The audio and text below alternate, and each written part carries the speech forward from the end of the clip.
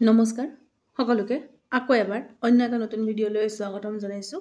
আজি আমি আলোচনা কৰিম তোমালোকৰ 17 তাৰিখে হ'ব লগা ছ'চিয়লজিৰ ইংলিছ মিডিয়ামৰ কাৰণে কিছুমান ইম্পৰ্টেণ্ট প্ৰশ্ন উত্তৰ। আমি যিখিনি ভিডিঅ' আপলোড কৰিছোঁ গোটেইখিনি আছামিজ মিডিয়ামৰ হয়, গতিকে ইংলিছ মিডিয়ামৰ ষ্টুডেণ্টসকলে কৈ আছিলে যে ইংলিছ মিডিয়ামৰ তেওঁলোকক ভিডিঅ' লাগে, গতিকে ইংলিছ মিডিয়ামৰ ষ্টুডেণ্টসকলৰ বাবে ছ'চিয়লজিৰ এইটো ভিডিঅ' লৈ অহা হৈছে। গতিকে তোমালোকে ভিডিঅ'টো শেষলৈকে চাবা আৰু চেনেলটোত যদি প্ৰথমবাৰৰ বাবে আহিছা তেনেহ'লে চেনেলটো ছাবস্ক্ৰাইব কৰিবা, লগতে লগৰ বন্ধু বান্ধৱীৰ সৈতে ভিডিঅ'টো শ্বেয়াৰ কৰিবা যাতে যাক প্ৰয়োজন আছে ভিডিঅ'টো তেওঁলোকে পায়। এতিয়া পলম নকৰি ভিডিঅ'টো আৰম্ভ কৰোঁ ব'লে।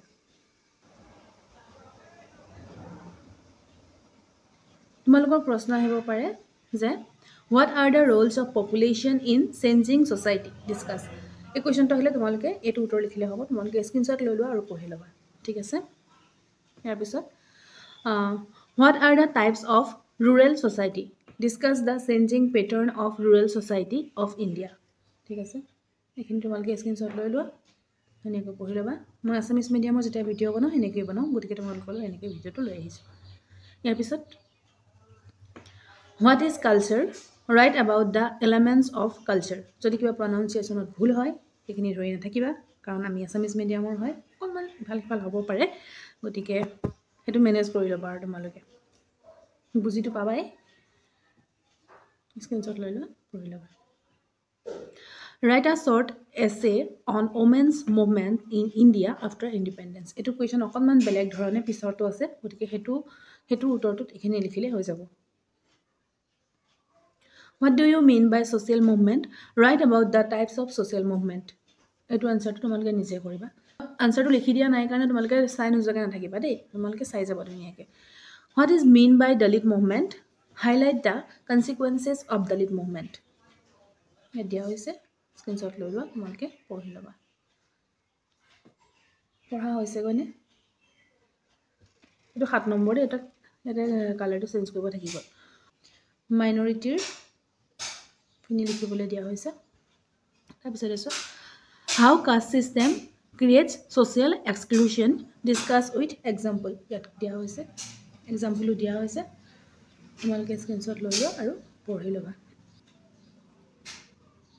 ইয়াৰ পিছত আহিব পাৰে তোমালোকৰ প্ৰশ্ন যে ৰাইট আ note on social movement of backward class in India. Backward ক্লাছৰ ছ'চিয়েল মুভমেণ্টটো নোটছ লিখিব আহিব পাৰে। তাৰপৰা ৰাইট আ নোট অন আনটাচেবিলিটি। চোৱা মই অকণমানে দিছোঁ, তোমালোকে এইটো এক্সপ্লেইন কৰি পেলাই তোমালোকে অলপ এক্সপ্লেইন কৰি পেলাই দীঘল কৰি পেলাই লিখিবা, ঠিক আছে। ইমান চমুকৈ লিখিলে, ইমান সৰুকৈ লিখিলে তোমালোকক 5 বা 6 মাৰ্ক নিদিয়ে, গতিকে তোমালোকে অলপ এক্সপ্লেইন কৰি পেলাই লিখি ল'বা।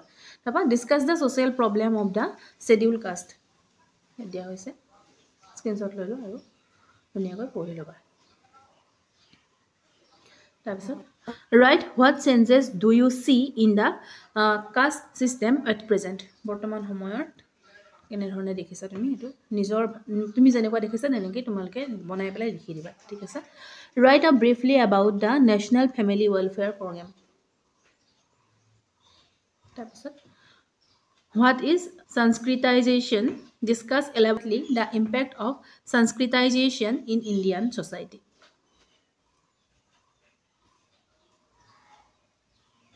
তাৰপিছতে এইখিনি দিয়া আছে, স্ক্ৰীনশ্বট লৈ লোৱা। তোমালোকে ভিডিঅ' খুজি থকাৰ কাৰণে মই অকণমান চেষ্টা কৰিছোঁ তোমালোকলৈ লৈ আহিবলৈ, গতিকে তোমালোকে ভিডিঅ'টো ভালদৰে চাবা আৰু এইখিনি নোটছ ধুনীয়াকৈ বনাবা। এইটোও নহয় যে তোমালোকে এইটো ভিডিঅ' চাই পৰীক্ষা দিবলৈ যাবা। 100% কমন বুলি মই ক'ব নোৱাৰোঁ, এইখিনি প্ৰশ্নই আহিব বুলি মই ক'ব নোৱাৰোঁ। মই কোনোটো ভিডিঅ'তে নকওঁ যে এইখিনি প্ৰশ্নই আহিব, তোমালোকে এয়াই চাই যোৱা, কোনোটো ভিডিঅ'ত কোৱাও নাই আজিলৈকে। গতিকে তোমালোকে এইখিনিও চোৱা, তোমালোকে নিজৰ কিতাপো পঢ়া, নিজৰ ফালৰ পৰাও চেষ্টা কৰা, কাৰণ পৰীক্ষা দিবলৈ যাবা যেতিয়া চেষ্টাটো কৰিবই লাগিব, হয়নে। ৰাইট আ নোট অন গ্ৰীণ ৰিভলিউশ্যন, এইটো তোমালোকে কৰি ল'বা। তাৰপিছতে 16 নম্বৰটো তোমালোকে চাই ল'বা, এটা ধুনীয়াকৈ দিয়া হৈছে, স্ক্ৰীনশ্বট লৈ লোৱা। তাৰপৰা analysis Indian caste system as a discriminatory system দিয়া হৈছে।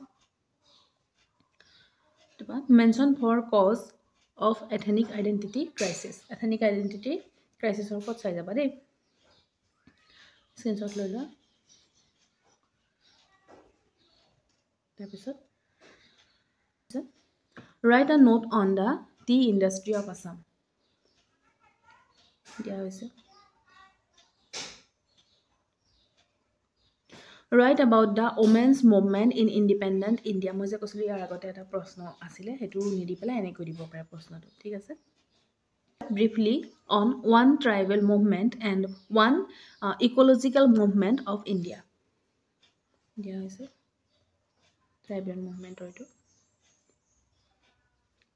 ঠিক আছে তোমালোকে চিপকো আন্দোলনৰ ওপৰত চাই যাবা আৰু লগতে তোমালোকে নিউজ পেপাৰৰ নাম চাই যাবা দেই ইণ্ডিয়াত হওক বা যেনেকুৱাই নহওক তোমালোকে নিউজ পেপাৰ 5-6খন মানৰ নাম তোমালোকে চাই যাবা ঠিক আছে আৰু ইণ্ডিয়াৰ পৰা পাব্লিছ হোৱাটো চাইয়ে যাবা ঠিক আছে What do you mean by ethnic identity? Mention the factors of emergence of ethnic identity.